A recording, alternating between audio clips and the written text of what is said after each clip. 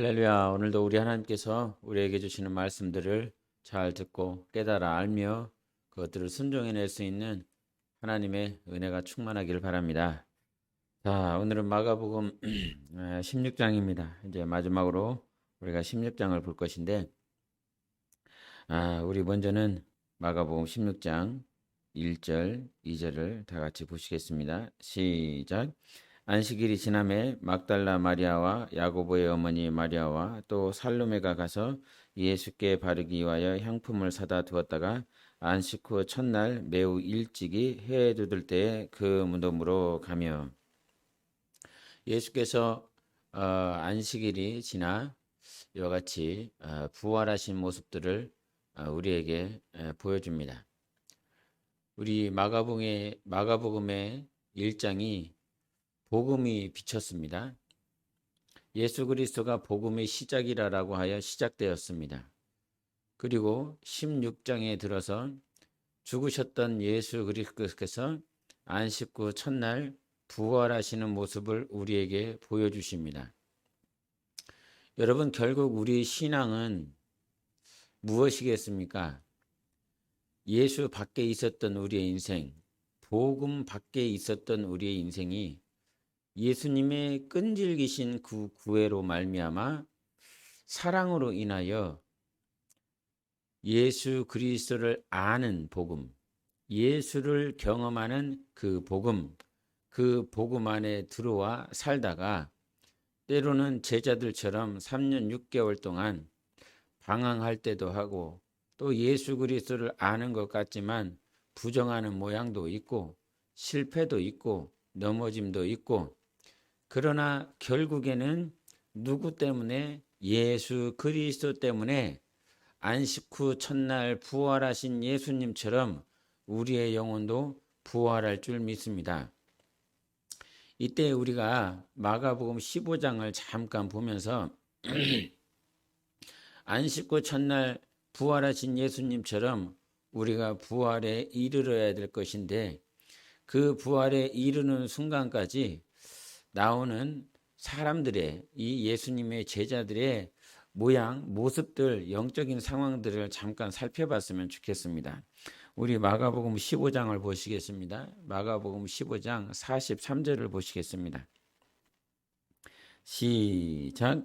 아리마대 사람 요셉이 와서 당돌이 빌라도에게 들어가 예수의 시체를 달라 하니 이 사람은 존경받는 공회원이요 하나님의 나라를 기다리는 자라 이런 말씀을 합니다.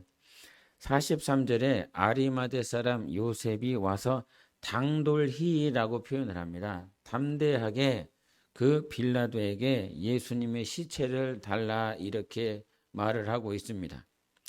여러분, 이 15장 43절에 제자들은 지금 무엇하고 있습니까? 예수님께서 친히 너희는 나를 따르라 사람을 낚는 어부가 되라 라고 이 말씀을 받은 예수님의 제자들은 지금 두려워 떨며 마가 다락방에 숨어 있는 상태, 그 숨어 있는 상태를 성경을 유심히 보면 문을 잠궈 놓고 있습니다.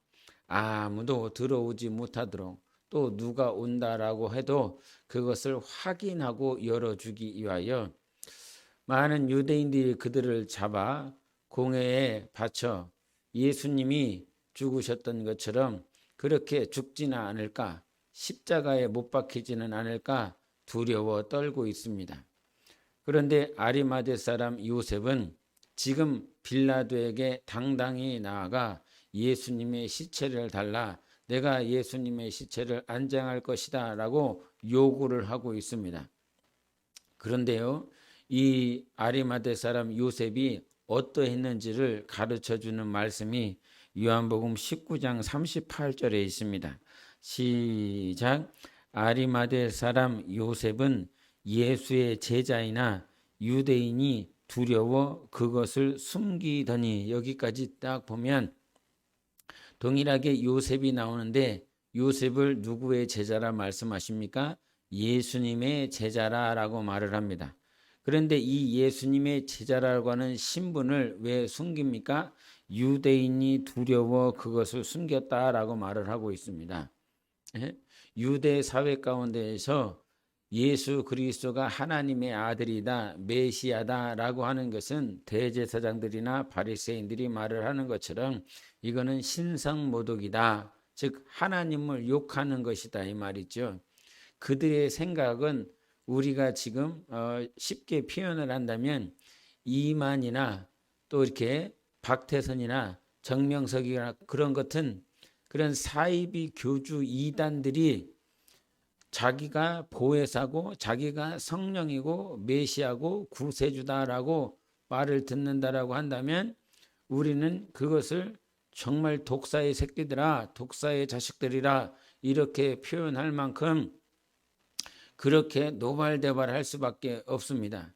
그런데 그 당시에 대제사장들이나 서기관들이 들었을 때에 예수님께서 나는 메시아다 구약에 말을 했었던 수많은 선지자들이 그렇게 기다리고 소망했었던 하나님의 아들 메시아 이스라엘을 회복할 자라라고 하는 이 말을 들었을 때에 예수님이 뭐라고 말씀하시냐면 하나님 아버지요 나는 하나님 아버지께서 보낸 하나님의 아들이다라고 하는 이 사실 이 말씀을 들었을 때 그들은 분노할 수밖에 없습니다. 그들의 입장에서는 구약에 머물러 있는 사람들은 왜냐하면 하나님은 유일하시기 때문이에요.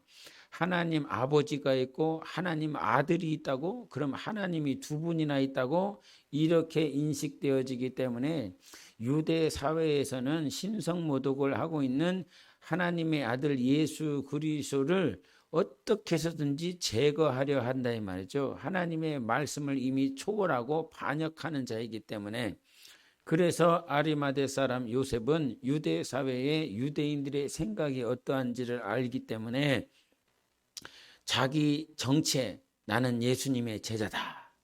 이것을 숨길 수밖에 없었다 이 말이에요. 그렇게 3년 6개월 동안 숨기면서 자기 신분을 들추지 않았었던 이 아리마대 사람은 예수님이 돌아가시기 전이 아닌 예수님이 돌아가시고 난 다음에 많은 공포와 두려움 가운데 휩싸였었던 유대 사회 속에서 빌라도에게 당당하게 나아가 내가 예수님의 시신을 거두겠다라고 요구한다 이 말이죠. 여기서 니고데모도 동일하게 등장하지 않습니까? 니고데모도 등장하면서 19장 39절에 같이 읽어보시겠습니다. 19장 39절 시작. 일찍이 예수께 밤에 찾아왔던 니고데모도 몰약과 침향 섞은 것을 100리트라쯤 가지고 온지라. 이 니고데모도 왜 밤에 왔습니까? 유대 사회 가운데 자기를 보는 사람들이 많기 때문입니다. 특별히 니고데모는 공회의원이었기 때문에 그 당시에 종교 지도자인 것입니다. 유대 사회를 이끌어가는 자입니다. 그런데 그가 낮에 예수님을 찾아볼 수가 없지요. 그래서 밤에 몰래 자기의 신분을 감추고 또 자기가 이와 같이 예수님을 찾아왔다라고 하는 이것이 소문난다라고 하는 것을 막기 위하여 밤에 몰래 찾아왔다 이 말이죠. 그런데 이 니고데모도 역시 몰약과 침향 섞은 100리트라쯤을 가지고 와서 동일하게 그 아리마대 사람 요셉과 예수님의 시신을 안장하는 일에 사용받는다 이 말입니다. 예수님의 시신을 제자들은 다 도망갔는데 그러면 이와 같이 아리마대 사람 요셉도 자기의 신분을 정체를 감추며 두려워 떨었었던 이것 니고데모도 밤에 찾아와 자기의 신분을 밝힐 수 없을 정도로 그렇게 소문나지 않기를 원하며 예수님께 찾아왔었던 믿음이 연약한 것을 보게 됩니다. 믿음이 참으로 연약하여 자기의 정체를 드러내지 못하는 여러분 지금 직장에서도 학교에서도 크리스천이라고 하는 나 예수 믿어요 라고 그런다면 사람들의 시선 사람들이 어떤 마음을 어떤 생각을 가지고 있을까 아마 여러분 충분하게 짐작을 할 것입니다.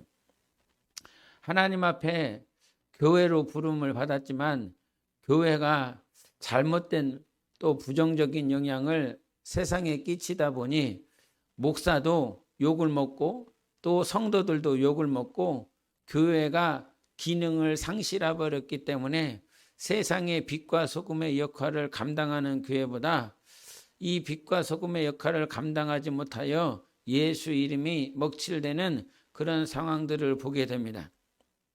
다 그런 것은 아니죠. 오늘도 정말 이게 보이지 않는 곳에서 죽어가는 영혼들, 고아된 자들, 과부된 자들, 또 장애아를 또 이렇게 섬기고 정말 물심양면으로 자기 생명을 다해서 섬기는 교회들이 분명히 있습니다. 그러나 사단은, 원수 마귀는 이 교회에 정말로 이게 잘못된 그런 부분들을 정말 누룩처럼 부풀려서 세상에 그렇게 방대하게 퍼뜨려 버립니다. 세상 종교에 대해서는 제 잠잠하지만 하나님의 교회, 주님의 교회를 향해서는 이 세상 매스컴이 정말 눈으로 뜨고 감독하고 감시하는 그런 모양들이 있어요. 뭐 교회를 두둔하고자 하는 것이 아니지만 여하튼 세상은 그러한 자세를 가지고 있다 이 말입니다. 그런 세상 가운데서 여러분이 나는 크리스찬입니다, 나는 예수 믿는 사람입니다 라고 하는 것들을 밝히기 쉽지 않은 세상을 살아가고 있어요. 그런 시대를 살아가고 있어요.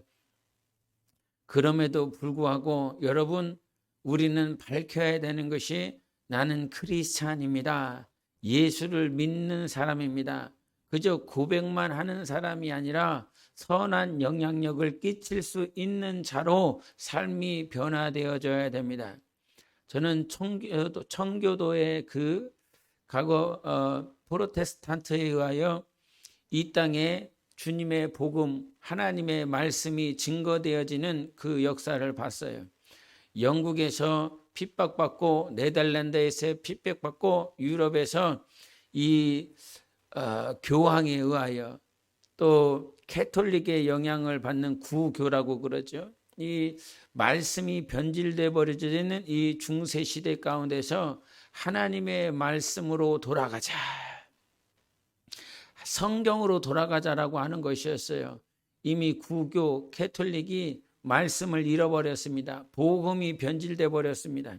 그런 복음이 변질돼 버려진 그곳에서 말씀 가지고 살아내기 위하여 결국은 아메리카로 넘어갔죠. 그 아메리카로 넘어가면서 그들은 말씀을 붙들고 말씀대로 살아보자. 그래서 온전한 주일 성소와 온전한 11조와 또 영혼들을 살리고 영혼들에게 복음을 전하고 말씀대로 여하튼 살아보자. 그래서 가정에서는 매일 예배와 매일 기도가 드려졌어요. 이것이 실제적인 삶이었어요. 삶. 그저 말로만 하는 것이 아니라, 복음을 들었다는 수준으로 끝나는 것이 아니라 삶을 살아내는 것이었어요. 그 말씀 한 절이라도 우리의 삶 가운데 실천되어지고 순종하여 하나님이 드러나고 하나님의 영광이 나타나는 그런 것 아닙니까? 크리스찬은 나 예수 믿습니다 라고 말만 하지만 그 말로 끝나버리는 그런 모습들이 많이 있습니다. 우리 안에 삶으로 하나님의 말씀을 살아내는 거룩한 복이 있으시기를 예수 이름으로 축원합니다. 그와 같이 이 아리마대 사람 요셉이나 니고데모나 이 사람들이 변화될 수 있었던 원인을 우리는 잠깐 찾아봐야 됩니다. 마태복음 13장 3절 4절을 같이 보시겠습니다. 시작. 예수께서 비유로 여러 가지를 그들에게 말씀하여 이르시되, 씨를 뿌리는 자가 뿌리러 나가서 뿌릴새 더러는 길가에 떨어짐에 새들이 와서 먹어버렸고. 여러분이 잘 아는 씨 뿌리는 자의 비유예요. 길가에, 돌밭에, 가시밭과 은건키에, 옥토에 떨어지는 그 밭이 있습니다. 그런데 여러분, 중요한 것은 이 밭의 네 가지 유형, 이런 밭이 있단다라고 하는 것이 거기에 주목해야 되는 건 아니고 열매를 맺기까지 오늘도 뭐라고 말씀하시냐면 씨를 뿌리는 자가 뿌리러 나가서 뿌릴세라고 말을 하는 거예요. 열매가 이 씨가 길가에도 돌짝밭에도 가시밭과 엉겅퀴에도 옥토에도 떨어지지만 그 결국은 열매를 맺을 수 있는 것은 무엇이냐면 씨를 뿌리는 자가 이 씨 뿌리는 것을 포기하지 않는다는 사실입니다. 길가에 떨어지는 모양을 보면 그 길가와 같은 그런 밭을 가지고 있는 사람을 보면 포기하고 싶다 이 말이에요. 예? 포기. 100번, 1000번, 10,000번을 얘기를 해도 이거 들어먹지 않는 이 말씀을 원수 마귀에게 항상 빼앗기는, 듣는 족족 이것을 믿지 아니하고 시인하지 않아서 원수 마귀가 계속, 예? 그럼에도 불구하고 하나님이 아신다 이 말이에요. 하나님이 지금 믿지 않고 시인하지 않고 복음을 전하다 보면 이 복음을 전하는 사람들이 다 받지 않아요. 거의 99% 이상이 하나님에 대해서 대적하고 반역합니다. 그럼에도 불구하고 눈물로 씨를 뿌리라 이런 말씀을 하잖아요. 고통스러워 눈물이나 그럼에도 눈물나 이 복음을 전할 때 받지 않고 받아들이지 않고 영접하지 않으니까 고통스러워. 그런데도 불구하고 성경은 눈물로 씨를 뿌려라. 이 길가이나 돌짝밭과 같은 그런 환경들을 그런 영혼들을 보면 아주 고통스럽다 이 말이죠. 야 쟤는 글렀다. 길가에 떨어지는 그런 모양들을 보면서 사람들은 글렀다. 저거는 불가능하다. 그럼에도 하나님께서 이 씨를 뿌리시는 우리 하나님께서 뿌리러 나가신다 이 말이에요. 뿌리러 나가야 변화가 있고 뿌리러 나가야 역사가 있고 뿌리러 나가야 하나님께서 일하신다 이 말이에요.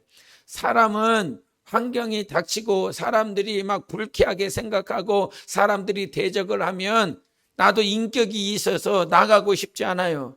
나도 나가서 복음을 전하고 싶은 마음들이 다 사라져요. 그런데 우리 하나님께서는 뿌리러 나가신다 이 말이에요. 하나님은 길가에 돌적밭에 떨어지는 그런 모양을 가지고 있는 인생이라 할지라도 하나님은 포기하시지 않습니다.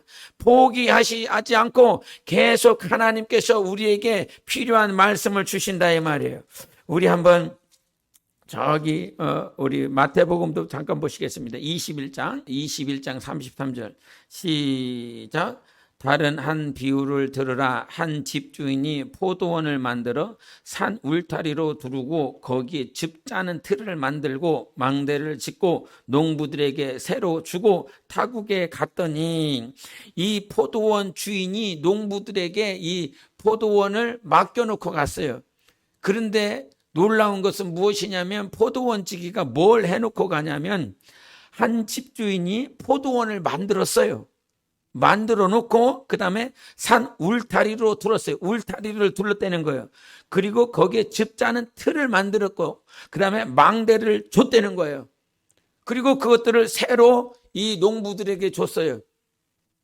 여러분 농부들이 열심히 일을 하는 과정들이 분명히 있었을 것입니다. 그런데 여기서 뭐라고 얘기를 하냐면 포도원 치기가 열매를 맺을 수 있도록 모든 환경들을 만들어 놨어요. 포도원을 쳤다는 거예요. 농부가 친 게 아니에요.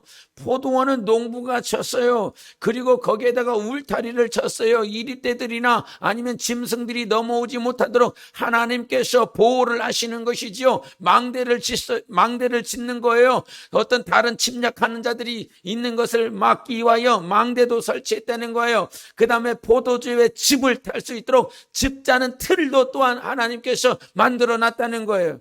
여러분 이것이 무엇이냐면 농부들이 열매를 내는 것이 아니라 포도원 치기가 모든 열매를 자라날 수 있도록 그와 같이 먼저 선제적으로 역사를 하셨다라고 말씀하고 있는 것이에요. 그래서 여러분 오늘도 씨를 뿌리러 가는 씨를 뿌리는 것을 포기하시지 않는 하나님 때문에 그리고 포도원 우리의 영혼이 포도원인데 이 포도원과 같은 인생들 가운데서 하나님께서 울타리로 짜놓고 집을 짤 수 있도록 만들어 놓고 망대를 쳐놓고 우리의 영혼이 열매를 맺을 수 있도록 누가 선제적으로 역사하셨냐면 하나님께서 그와 같이 역사하시는 거예요. 내가 하나님의 말씀을 잘 듣습니까? 잘 깨닫습니까? 그리고 그것을 온전히 열매로 맺을 수 있는 그런 밭입니까? 그런 밭이 아님에도 불구하고 이 안에 돌짝밭과 같은 그런 심령도 있고 가시밭과 엉겅퀴와 같은 그런 모양도 있다 이 말이에요. 그런데 하나님께서 내 영혼을 포기하시지 않고 반드시 열매를 맺을 수 있는 자로 가꾸어 주시고 보호해 주시고 안전케 하신다 이 말이에요. 아리마대 사람 요셉이나 니고데모가 그의 삶이 변할 수 있었던 것은 그들이 하나님을 찾고 하나님 앞에 나아갔기 때문이었을 것입니다. 밤에 예수님을 찾으러 왔기 때문에 그랬을 것입니다. 그러나 이보다도 더 중요한 건 아리마대 사람 요셉을 포기하시지 않는 하나님의 은혜가 있었기 때문이에요. 그리고 니고데모를 포기하지 않는 하나님의 은혜가 있었기 때문이에요. 공회의원이요 구약의 율법으로 가득 차 있음에도 불구하고 그 구약의 율법에 가득 차 있는 그 모양으로 우리 하나님께서는 그냥 거기에 나 됐다 이제 구약 율법 알았으니 됐다 이렇게 놔두지 아니하고 니고데모야 네가 더 거듭나야 된다. 가지고 있는 지식이요 가지고 있는 율법이 네가 아무리 많아도 나는 네가 성령으로 거듭나서 하나님의 나라에 들어오기를 원한다. 그러면서 요한복음 3장 16절에 하나님이 세상을 이처럼 사랑하사 라고 말씀하시며 멸망하지 말아라. 예수 그리스도를 믿고 영생해야 된다라고 가르쳐주고 있는 거예요. 예? 거듭나는 것인지 무엇인지 몰라. 예수 그리스도를 믿어야 되는지 몰라. 메시아인지 모른다 이 말이에요. 그럼에도 불구하고 그렇게 구약율법에 빠져있는 그리고 구약의 전통에 빠져있는 니고데모를 우리 주님께서 포기하시지 않고 거듭나야 된다. 너 반드시 거듭나야 된다. 성령으로 거듭난 자는 이와 같이 살아야 된다. 예수 그리스도를 믿어야 된다. 예수 그리스도를 믿어 영생해야 된다. 주님께서 계속 말씀하시고 그를 변화의 삶으로 이끌어 주시기 때문에 이와 같이 변화될 수 있었던 것입니다. 할렐루야. 여러분, 우리의 모양이 오늘도 혹여나 길가나 돌짝밭이나 가시밭과 엉겅퀴와 같은 그런 모양이 있어도 주님은 나를 포기하시지 않습니다. 그런 길가와 같은 돌짝밭은 가시밭과 같은 그런 인생을 여러분 복음을 전하다 보면 교제를 하다 보면 이 사람은 너무 마음이 완고하다. 돌짝밭과 같다. 그런 모양들이 있으면 우리는요 마음을 확 닫아버려요. 저 사람하고는 교제하지 말아야지. 저 사람하고는 어떤 이게 교제도 하지만 이게 부정적이고 어떤 이게 나에게 어떤 플러스 되는 그런 생명의 에너지가 흐르는 것이 아니라 저 사람과 대화하고 나면 너무 힘이 들어. 너무 어려워. 그러면서 자기 스스로 그냥 인사는 하죠. 할렐루야, 샬롬, 평안하십니까? 인사는 하지만 깊은 교제는 할 수 없고 저와 대화하기도 이 마음 안에서 오픈이 되어지지 않는다 이 말이에요. 사람은 그렇다 이 말이에요. 자기 마음에 자기와 이게 인격적으로든 영적으로든 그런 모양이 잘 맞지 않으면 그럼에도 우리 하나님은요 우리를 사랑하여 주셔서 성령을 보내주시고 오늘도 우리의 영혼의 문을 두드려 주시는 분 아닙니까? 계속 문을 두드려 주셔서 우리를 변화시켜 주십니다. 그와 같이 변화된 우리의 삶을 결국은 마가복음 16장 2절의 말씀처럼 예수님께서 부활하신 것처럼 주님의 은혜로 변화된 자들, 주님의 은혜로 변화되어 하나님 앞에 나아갈 수 있도록 만들어진 그 은혜 때문에 우리의 영혼이 부활할 수 있는 것입니다. 그러면서 우리가 오늘 말씀을 통해서 다시 한번 점검해야 될 것이 있습니다. 마가복음 14장 28절을 먼저 보시겠습니다. 14장 28절 시작. 그러나 내가 살아난 후에 너희보다 먼저 갈릴리로 가리라 이런 말씀하셨어요. 설교 가운데서 자주 들었기 때문에 예수님께서 제자들보다 먼저 갈릴리로 가시겠다라고 말씀하셨어요. 그런데 이 갈릴리에 여러분 잘 생각해 보세요. 어디에 말씀을 보면 알 수 있냐면 요한복음 21장을 보시겠습니다. 1절만 보십시다. 21장 1절 시작. 그 후에 예수께서 디베랴 호수에서 또 제자들에게 자기를 나타내셨으니 나타내신 일은 이러하니라, 이런 말씀했어요. 여러분 요한복음 21장을 읽다 보면 예수님께서 갈릴리에 먼저 가 계십니까? 제자들이 먼저 갔습니까? 예? 요한복음 21장에 보면 예수님의 제자들이 모여갖고 그 갈릴리에서 모여갖고 그물을 던지면서 고기를 막 낚으려고 그 모습들을 하고 있지 않습니까? 그 일들을 막 하고 있는데 그제서야 주님이 오셨어요. 그러면 마가복음 14장 28절을 읽어보면 알겠지만 예수님이 먼저 가신다고 하셨는데 이 먼저 가시겠다라고 하는 이 말씀이 먼저 있었는데 제자들이 먼저 가 있고 예수님은 그 뒤에 온 모습을 이렇게 보게 됩니다. 갈릴리가 어떤 곳일까? 갈릴리가 어떤 곳일까? 마태복음 4장 15절 16절의 말씀을 읽습니다. 15절 16절. 스불론 땅과 납달리 땅과 요단강 저편 해변 길과 이방의 갈릴리여 흑암에 앉은 백성이 큰 빛을 보았고 사망의 땅과 그늘에 앉은 자들에게 빛이 비치었도다 하였느니라. 여러분, 갈릴리는 지역적으로 물리적으로 이 갈릴리는 이스라엘 안에 있습니까? 이스라엘 밖에 있습니까? 예, 이스라엘 안에 있습니다. 이 갈릴리 지역은 이스라엘의 북부 지역인 겁니다. 이스라엘의 북부 지역. 근데 여러분 여기서 4장 15절 16절을 보면 알겠지만 갈릴리 앞에 수식하는 단어가 있어요. 보고 계십니까? 갈릴리 앞에 이방의 갈릴리라는 거예요. 갈릴리가 이방이라는 겁니다. 그런데 이 이방, 즉 이스라엘 밖이라는 거죠. 예? 이방이라고 하는 것은 이방은, 그런데 이 이방의 갈릴리라고 말을 하면서 그 후에 뭐라고 서술을 하고 있냐면 흑암에 앉은 백성이 큰 빛을 봤다. 사망의 땅과 그늘에 앉은 자들이 빛이 비쳤다. 이렇게 얘기를 하는 거예요. 이방의 갈릴리야라고 말을 하면서 흑암에 앉은 백성이 큰 빛을 봤대고 사망의 땅과 그늘에 앉은 자들에게 빛이 비쳤다는 거예요. 지금 여기서 갈릴리의 특성이 나오는 거죠. 이방의 갈릴리는 어느 거냐? 갈릴리는 이방의 갈릴리라고 말을 하는데 그 갈릴리는 어떤 곳이냐면 물리적으로 보면 분명히 이스라엘 지역 내에 있는 지역인데 이방이라고 말을 하고, 그 갈릴리는 어떤 곳이냐면 흑암에 앉은 백성들이 흑암에 앉아 있어요. 그리고 사망의 땅이라는 거예요. 이방의 갈릴리는 사망의 땅이라는 거예요. 그리고 그늘에 앉아 있어요. 사람들이 그늘에 앉아 있다는 말이에요.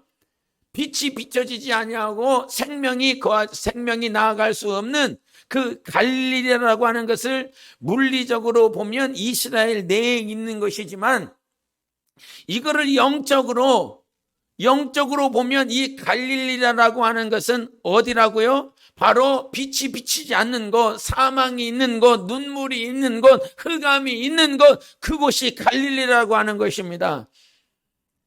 주님은 마가복음 14장 28절에 내가 먼저 갈릴리로 가 있을 것이다 라고 그랬는데 실제적으로 사건을 비추어 보면 예수님의 제자들이 먼저 가 있는 곳이 그 물리적인 실제적인 그 이스라엘 북부 지역의 갈릴리였어요.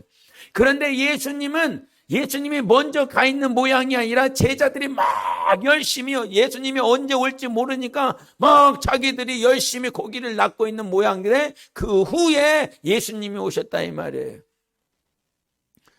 여러분, 이 갈릴리를 그저 물리적으로 지역적인 그런 땅으로 본다라고 한다면 오해가 충분하게 있어요. 여러분이 잘 아는 사도행전 1장 8절을 보시겠습니다. 사도행전 1장 8절 같이 읽어보십시다. 시작. 오직 성령이 너희에게 임하시면 너희가 권능을 받고 예루살렘과 온 유대와 사마리아와 땅끝까지 이르러 내 증인이 되리라 하시니라. 아멘. 이 말씀을 생각해 보세요. 이 말씀을 예루살렘과 온 유대와 사마리아와 땅끝이라고 그랬어요. 땅끝. 그 당시에 제자들은 그 지역을 너무 잘 알지 않습니까? 예? 예루살렘이 어디요? 예루살렘은 이 이스라엘의 수도와 같은, 정말로 정치적으로 종교적으로 수도와 같은 곳이에요. 그리고 이 예루살렘을 싸고 있는 것이 어디입니까? 유대입니다. 지역이 확장이 됐죠. 그 유대가 더욱더 확장되어지면 이제 그 이스라엘 북쪽으로 사마리아가 나와요. 사마리아가 나오는데 이 사마리아와 땅끝이라고 그랬어요. 땅끝. 이 땅끝이라고 그랬으면 이 사람들이 생각했을 때 땅끝이라고 한다면 갈릴리를 생각할 수밖에 없어요. 왜? 이스라엘의 지형적으로 보면 맨 끝은 갈릴리니까, 땅끝은 갈릴리니까. 예? 그래서 땅끝까지, 갈릴리까지 내 증인이 되리라, 이렇게 말씀을 하시는구나. 제자들은 그 당시에 성령이 임하시기 전까지는 아마 이런 지형적으로 생각할 수밖에 없었을 것이라 이 말이에요. 그러면 여러분, 성령이 임하시면 갈릴리까지만 복음을 전하는 것입니까? 갈릴리까지만, 그 갈릴리가 지형적으로 물리적으로 땅끝이니까 거기까지만 복음을 전하는 것입니까? 그렇지 않다 이 말이죠. 이 땅끝은 갈릴리를 초월하여 이 전 세계에 주의 복음, 성령이 임하시면 전 세계 열방 땅끝까지 복음을 전하게 되어 있어요. 그래서 이 땅끝은 갈릴리가 아니라 이 말이죠. 지금 무슨 말을 하고 있는지 여러분 깨닫고 있습니까? 내가 먼저 갈릴리에 가 있을 것이다. 이 말씀은 그저 이스라엘 북부 지역에 있는 그 갈릴리 지역을 말을 하는 것이 아니라 오늘도 흑암에 있는 곳, 정말로 눈물을 뿌리며 이 흑암 가운데 빛이 비치 못하고 있는 그 땅에 있는 곳, 사망의 땅끝, 이 그늘진 그곳, 빛이 비치지 않는 어둠의 곳, 바로 그것이 갈릴리라는 거예요. 갈릴리라고 하는 이 영적인 의미를 주님은 우리에게 가르쳐주고 있습니다. 당연히 제자들에게 물리적이고 이스라엘의 지형적인 그 뜻을 가르쳐주실 뿐만 아니라 우리에게 가르쳐주시는 것은 무슨 말씀이냐면, 그러면 성령이 임하면, 좀 무식한 설명일 수도 있겠지만, 성령이 임하면 그 땅끝 갈릴리까지만 복음을 전해야 되는 것이냐 이 말이에요. 그게 그 말이 아니라 이 말이에요. 그래서 예수님께서 우리에게 내가 먼저 갈릴리에 가 있을 것이다. 에? 이 말은 무슨 말이냐면 오늘 우리에게 하시는 말씀이에요. 흑암에 앉아있는 백성이 있는 곳, 백성들이 흑암에 앉아있는 곳, 그리고 사망의 땅에, 그리고 그늘에 앉아있는 자들, 그들이 있는 그곳, 사망의 땅, 그늘진 땅, 그리고 흑암의 땅, 바로 그곳이 갈릴리라고 하는 거예요. 그곳에 내가 주님이 먼저 가 있을 것이라고 말씀하고 있는 것입니다. 그래서 여러분, 마가복음 16장의 끝은 믿는 자들에게는 이런 표적이 따르리니 그러면서 가서 복음을 전하라, 제자를 삼으라, 이렇게 말씀하고 있는 거예요. 예? 믿는 자들은 그렇게 하겠다는 것입니다. 아가서를 통해서 뭐라고 말씀하십니까? 내가 나의 포도원에 가 있을 것이니까 너 오라라고 그럽니다. 그 동산에 가 있을 것이니까 너 오라고 말을 합니다. 그 동산에 함께 가자. 그 포도원에 함께 가자. 주님이 말씀하고 있는 거거든요. 여러분, 이 한국 땅에 살아가면서 오늘도 사망의 땅이, 이 갈릴리, 이 쌍용동이, 이 천안이 사망의 땅이요, 흑암의 땅이요, 눈물을 뿌리고 그늘진 땅에 거기서 눈물 뿌리고 있는 자들이 있습니다. 주님은 그곳에 먼저 가 계시는 거예요. 제자들에게 오라고 말씀하는 것입니다. 내가 먼저 가 있을 거니까. 지금 사망의 땅에서 눈물 뿌리고 있는 자들에게 내가 먼저 가 있을 거니까. 오늘도 그늘진 곳에서 추워 떨고 있는 그들에게 주님이 먼저 가 있을 거니까. 생명이 비치지 않고 빛이 비치지 않는 그 흑암의 땅에 내가 먼저 가 있을 거니까 너희들 와라, 내가 기다리고 있을게 라고 말씀하고 있는 것입니다. 여러분, 우리 주님이 먼저 가 계십니다. 그곳에 가십시오. 눈물 뿌리고 있는 영혼들에게 가십시오. 가난하여 정말 고통스러워하고 있는 영혼들에게 가십시오. 바로 그곳이 갈릴리입니다. 이스라엘 땅 수백만 원 들여서 그렇게 성지순례하며 이스라엘에 가보는 것도 유의미가 있겠지만 주님은 우리에게 사망의 땅, 그늘의 땅, 눈물의 땅으로 먼저 가라라고 말씀하십니다. 그 영혼들 여러분 주변에 살피시면서 그 영혼들에게 다가갈 수 있는 은혜가 있기를 바랍니다. 성령이 임하시면 땅끝까지 가는 것입니다. 흑암의 땅, 사망의 땅, 눈물의 땅으로 갈 수 있는 것입니다. 성령이여 우리를 사용하여 주시옵소서. 우리 함께 기도하십시다. 하나님 아버지, 오늘도 우리 주 예수 그리스도를 갈릴리에 먼저 보내셔서 우리를 부르시는 줄 믿습니다. 우리가 그 부르심을 따라 사망의 땅에, 눈물의 땅에, 흑암의 땅에 우리 주님과 함께 나아가 저들의 눈물을 닦아주고 저들의 마음을 위로하며 복음의 생명을 비칠 수 있는 교회와 영혼이 될 수 있도록 함께 기도하시겠습니다. 예수여, 오늘도 살아계신 하나님 아버지 감사합니다. 우리를 변화시켜 주셔서 부활로 나아갈 수 있도록 축복하신 하나님, 그 부활의 거룩한 열매를 허락하실 주님을 찬양합니다. 또한 하나님께서 예수 그리스도를 갈릴리에 먼저 보내시고 우리에게 성령을 허락해 주셔서오니 성령 받은 우리 모두가 그 하나님께서 원하시고 기뻐하시는 땅에 가게 하여 주시옵소서. 눈물의 땅, 사망의 땅, 흑암의 땅에 먼저 가 계신 예수 그리스도를 닮아 우리도 복음을 증거하고 영혼들의 눈물을 닦아주며 저들의 마음을 위로하며 저들의 어둠 가운데 생명의 빛을 비칠 수 있는 교회와 영혼이 될 수 있도록 우리를 사용하여 주시옵소서. 성령이여 우리를 사용하시고 역사하여 주시옵소서.